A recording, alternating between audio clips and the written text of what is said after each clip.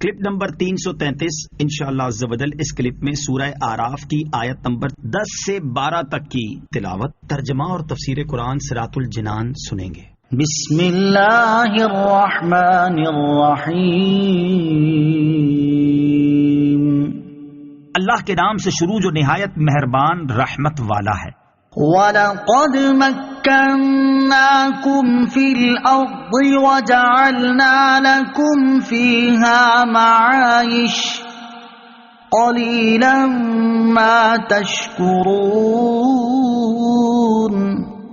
ترجمہ، اور بے شک ہم نے تمہیں زمین میں ٹھکانہ دیا اور تمہارے لیے اس میں زندگی گزارنے کے اسباب بنائے، تم بہت ہی کم شکر ادا کرتے ہو۔ وَلَقَدْ مَكَّنَّاكُمْ فِي الْأَرْضِ، اور بے شک ہم نے تمہیں زمین میں ٹھکانہ دیا۔ یہاں سے اللہ عز و جل نے اپنی عظیم نعمتوں کو یاد دلایا کہ جن کی وجہ سے نعمتیں عطا فرمانے والے کا شکر ادا کرنا لازم ہوتا ہے۔ چنانچہ ارشاد ہوا، ہم نے تمہیں زمین میں ٹھکانہ دیا اور تمہارے لیے اس میں زندگی گزارنے کے اسباب بنائے اور اپنے فضل سے تمہیں راحتیں مہیا کی، غذا، پانی، ہوا، سورج کی روشنی سب یہاں ہی بھیجی کہ تمہیں ان کے لیے آسمان پر یا سمندر میں جانے کی حاجت نہیں۔ زمین میں رہنے کا ٹھکانہ دینا اور زندگی گزارنے کے اسباب مہیا فرمانا اللہ عز و جل کی عظیم ترین نعمتوں میں سے ہے، کیونکہ اس نعمت میں زندگی کی تمام تر نعمتیں آ گئیں۔ کھانے، پینے، پہننے، رہنے وغیرہ کے لیے تمام مطلوبہ چیزیں اس میں داخل ہیں، لیکن اس کے باوجود لوگوں میں ناشکری غالب ہے۔ لوگوں کی کم تعداد شکر ادا کرتی ہے، اور جو شکر ادا کرتے ہیں وہ بھی کما حقہ ادا نہیں کرتے۔ شکر کی حقیقت اور اس کے فضائل۔ شکر کی حقیقت یہ ہے کہ آدمی نعمت کو اللہ عز و جل کی طرف منسوب کرے اور نعمت کا اظہار کرے، جبکہ ناشکری یہ ہے کہ آدمی نعمت کو بھول جائے اور اسے چھپائے۔ قرآن و حدیث میں شکر کا حکم اور اس کے فضائل بکثرت بیان کیے گئے ہیں، چنانچہ اللہ تبارک و تعالی ارشاد فرماتا ہے، وَاشْكُرُوا لِي وَلَا تَكْفُرُونَ۔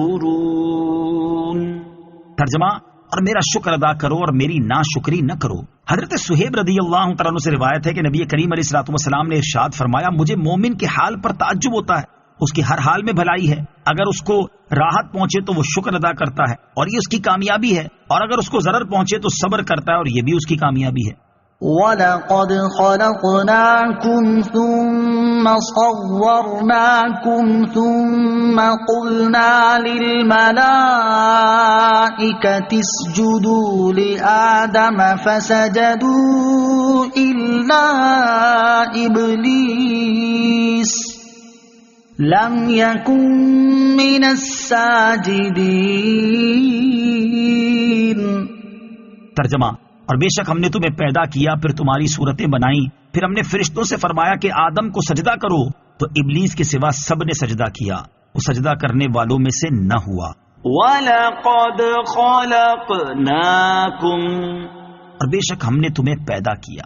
یہاں سے ایک اور عظیم نعمت یاد دلائی جا رہی ہے جو اللہ تعالیٰ نے حضرت آدم علیہ الصلوۃ والسلام اور ان کی تمام اولاد پر فرمائی، اور یہ نعمت ایسی ہے کہ صرف یہی نعمت ادائے شکر کے لازم ہونے کے لیے کافی ہے۔ چنانچہ ارشاد ہوا کہ بے شک ہم نے تمہیں پیدا کیا۔ یہاں یا تو یہ مراد ہے کہ ہم نے حضرت آدم علیہ الصلوۃ والسلام کو پیدا کیا اور ان کی پشت میں ان کی اولاد کی صورت بنائی، یا یہاں حضرت آدم علیہ الصلوۃ والسلام ہی کا تذکرہ ہے کہ ہم نے آدم علیہ الصلوۃ والسلام کو پیدا کیا، ان کی صورت بنائی اور پھر فرشتوں کو حکم دیا کہ انہیں سجدہ کریں۔ بقیہ تفصیلی واقعہ آیت مبارکہ میں بھی موجود ہے، اور تخلیق آدم و سجدہ آدم کا واقعہ سورہ بقرہ آیت نمبر 34 میں بھی مذکور ہو چکا ہے۔ یہاں اس قصے کے بیان کا مقصد ایک مرتبہ پھر اللہ عز و جل کی عظیم نعمت کو یاد دلانا ہے، شرف انسانیت کو بیان کرنا ہے، اور اللہ عز و جل کے دوست اور دشمن کی روش کو دکھانا ہے۔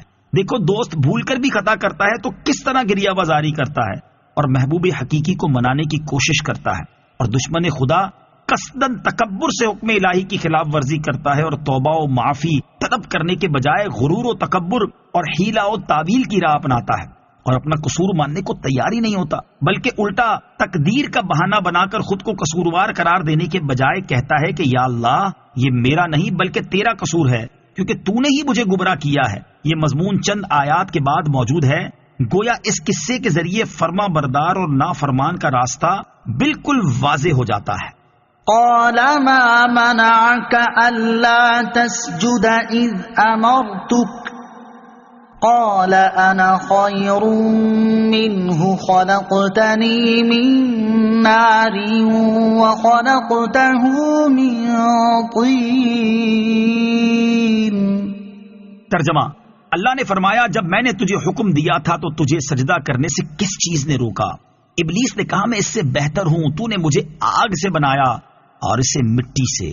خلقتنی من نار، تو نے مجھے آگ سے بنایا.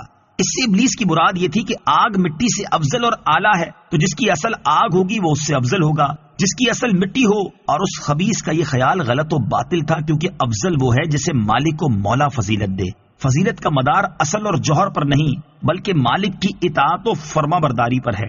نیز آگ کا مٹی سے افضل ہونا بھی صحیح نہیں، کیونکہ آگ میں تیش اور تیزی اور بلندی چاہنا ہے، اور یہ چیزیں تکبر کا سبب بنتی ہے، جبکہ مٹی سے وقار، حلم اور صبر حاصل ہوتے ہیں. یوں ہی مٹی سے ملک آباد ہوتے ہیں، جبکہ آگ سے ہلاک ہوتے ہیں. نیز مٹی امانت دار ہے، جو چیز اس میں رکھی جائے مٹی اسے محفوظ رکھتی ہے، جبکہ جو چیز آگ میں ڈالی جائے آگ اسے فنا کر دیتی ہے. نیز مٹی آگ کو بجھا دیتی ہے اور آگ مٹی کو فنا نہیں کر سکتی. نیز یہاں ایک اور بات یہ ہے کہ شیطان پرلے درجے کا احمق و بدبخت تھا کہ اللہ عز و جل کا صریح حکم موجود ہوتے ہوئے اس کے مقابلے میں قیاس کیا، اور جو قیاس نص کے خلاف ہو وہ ضرور مردود. اس آیت سے ثابت ہوتا ہے امر یعنی حکم وجوب کے لیے ہوتا ہے، اور اللہ عز و جل نے جو شیطان سے سجدہ نہ کرنے کا سبب دریافت فرمایا تو یہ اس کی ڈانٹ پھٹکار کے لیے تھا، اور اس لیے کہ شیطان کی حضرت آدم علیہ السلام سے دشمنی اور اس کا کفر و تکبر ظاہر ہو جائے. نیز اپنی اصل یعنی آگ پر مغرور ہونا اور حضرت آدم علیہ السلام کی اصل یعنی مٹی کی تحقیر کرنا ظاہر ہو جائے.